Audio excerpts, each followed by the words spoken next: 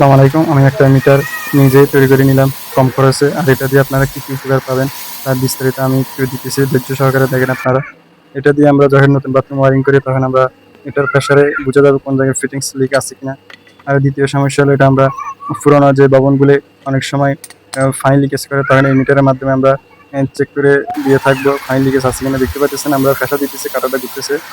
পুরোনো মোটর পুরোনো ভবন যেগুলো পানি লিকেজ করে, এগুলো আমরা মিটারের মাধ্যমে চেক করতে পারবো যে পানি লিকেজ আছে কিনা কোনো জায়গায়। এবং দ্বিতীয় সমস্যা হলো, এখানে দেখতে পাচ্ছেন এখন জিরোতে আছে, এখন মোটর বন্ধ। এখন যখন চালু করবে দেখবেন আপনার মিটারটা উপরের দিকে চলে আসবে। আমরা এখন মিটারটা চালু করে নিতেছি মোটরটা। দেখেন আপনারা, মোটরটা চালু করে নিচ্ছে, এখন প্রায় 3-এর উপরে আছে। দেখতে পাচ্ছেন কাদাটা 3-এর উপরে, এখন মোটর রানিং, কোনো জায়গায় পানি যাচ্ছে না, মানে প্রেশার দিতেছি মোটর দিয়ে প্রায় 3 উঠতেছে।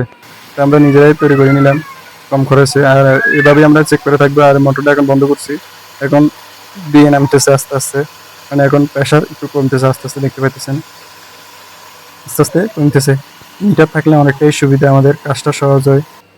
এগুলো সবাই সচরাচর ব্যবহার করে না, এই আমি প্রথম